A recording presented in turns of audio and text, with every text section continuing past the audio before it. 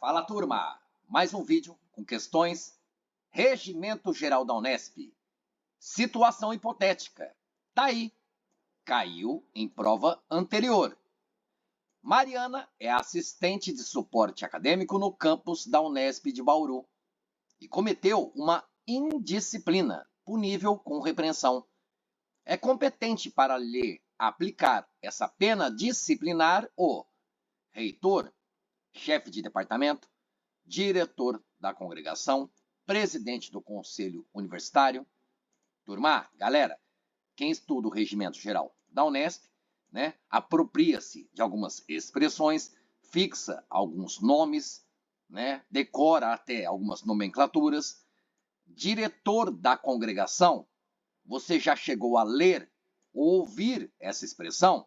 Só por isso você, talvez, lá no momento da prova, desconsideraria a alternativa C. Mas, rapidamente, você vê que realmente é uma historinha, tem a personagem Mariana, fala da Unesp, então, de acordo com o regimento, nem falou na questão. Mas você viu aqui, ó, repreensão. Se ela é assistente de suporte acadêmico, ela faz parte do corpo técnico administrativo. É servidora técnico-administrativo da Unesp. Quem é que aplica a pena de repreensão, ao pessoal técnico-administrativo? É o reitor, chefe do departamento. E aí, presidente do conselho universitário? Deixei aqui essa pausa para reflexão, porque você leu ou ouviu essa expressão lá no regimento? Talvez falou de quem presida o conselho universitário, mas sem muito tergiversar, perder tempo. Vamos à fundamentação, tá? Aqui a questão foi de 2013, trouxe como estava na prova, questão 24.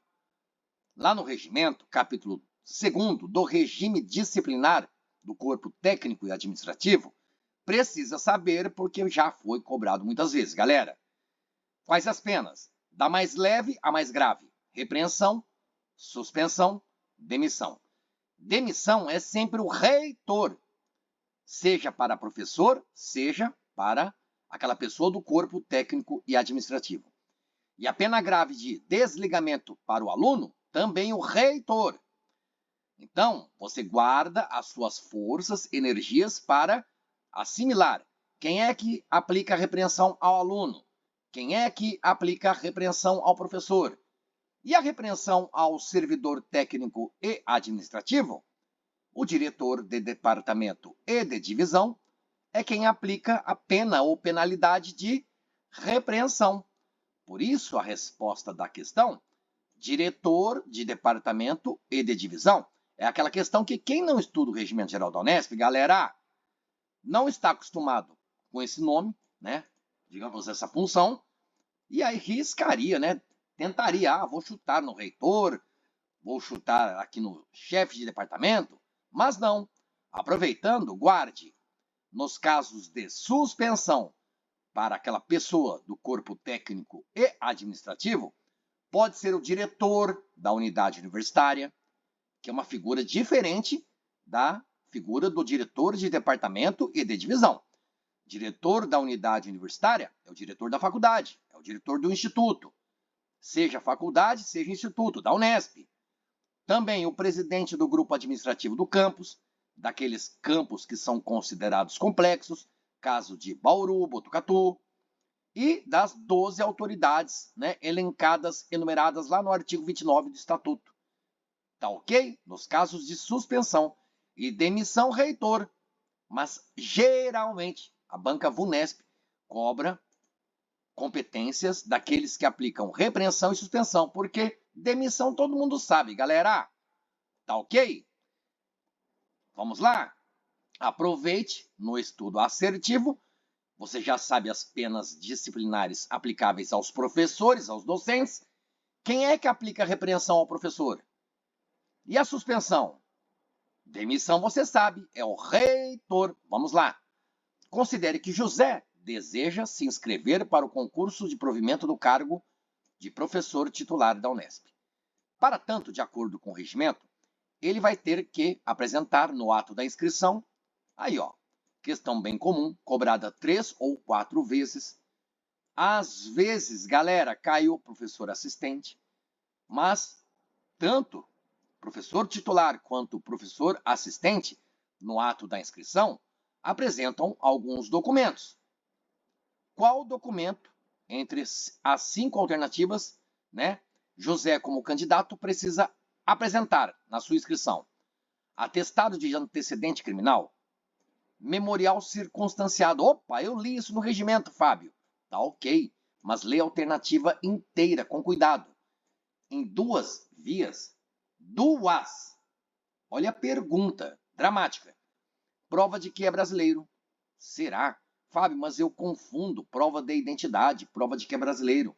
Peraí, atestado de aprovação no exame de psicoteste? Olha, turma, eu não falo para vocês, você lê o regimento. Você ouviu aqui no canal, tem o áudio leitura do regimento. Psicoteste.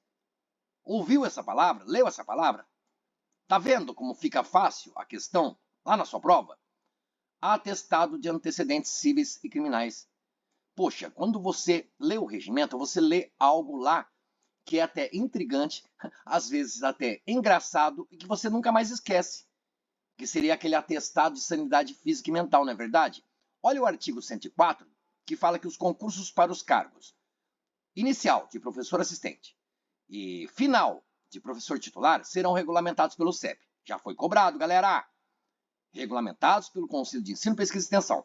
No ato de inscrição, nos concursos, ou seja, de professor assistente, professor titular, do artigo anterior, que é o 104, o candidato vai apresentar atestado de sanidade física e mental, prova de que é brasileiro, atestado de idoneidade moral, prova de quitação com o serviço militar para candidatos do sexo masculino, título de eleitor e o memorial circunstanciado. Olha o tamanho da redação do inciso 6º do artigo 105, mas aqui diz em 10 vias. Tá vendo? O cuidado com a leitura inteira de uma alternativa não são 2 vias. Muita gente marcou a alternativa B, perdeu ponto. Claro que poucos os que marcaram a alternativa A, também D de dado e E de escola, porque lembravam-se de atestado, atestado de sanidade física e mental, talvez se esqueceram do atestado de idoneidade moral, mas eu acho que foi uma questão fácil e todo mundo ganhou ponto, marcando prova de que é brasileiro. Se houvesse uma alternativa A, prova de identidade, galera, muita gente marcaria, porque está lá na seção 5ª do regimento, quando eu falar da revalidação de diplomas. Aí os documentos são outros, esses 5. Atestado de sanidade física e mental, comprovante do pagamento da taxa de revalidação, histórico escolar, diploma e prova de identidade. Quando falamos de revalidação, não falamos de prova de que é brasileiro.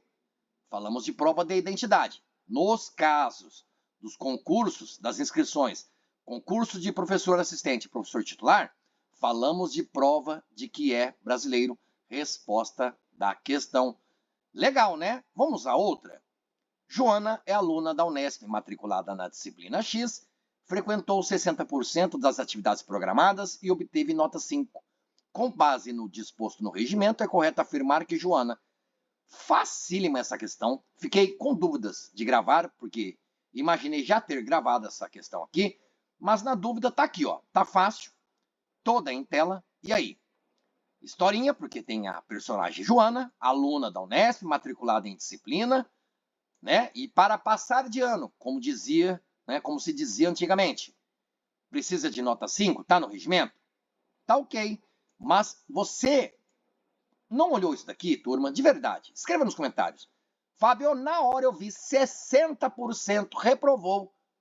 Então a alternativa E de escola deve ser automaticamente reprovada, pois não frequentou a quantidade mínima de atividades escolares programadas? Foi assim que você pensou? Viu toda uma história, mas, opa, ela frequentou 60% das atividades escolares programadas. 60%, e o regimento fala de 70%, não é, Fábio? Tá aqui, ó. Artigo 78, fala da obrigação do comparecimento do discente a todas as atividades escolares programadas. Parágrafo 1º, quem é que verifica a frequência dos alunos? Já foi cobrado em concurso anterior, galera. É o professor, não é o chefe do departamento. Parágrafo 2º, faltas coletivas dos alunos. Galera, até em prova dissertativa isso foi cobrado. E em provas objetivas, 2 vezes. Faltas coletivas dos alunos serão consideradas como aulas efetivamente ministradas pelo professor responsável pela disciplina. Proibida, vedada a reposição do programa. E a fundamentação está aqui, ó, parágrafo 3º do artigo 78. O aluno que não tiver frequentado pelo menos 70% das atividades escolares programadas estará automaticamente reprovado. Olha o destaque, pelo menos 70%. E isso é importante de você entender. É um aluno lá, de uma disciplina, só tira 10 em todas as provas, atividades e tal. Poxa, aluno exemplar, mas teve 69% de frequência. Não importa a nota dele. Está automaticamente reprovado, porque em primeiro lugar vem a frequência.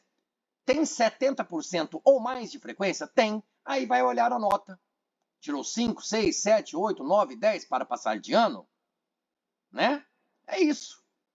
Menos de 70%, reprovação automática. Gostou? Deixa um like. Não gostou? Pode criticar. Bons estudos até aprovação. Valeu, galera. Valeu, turma.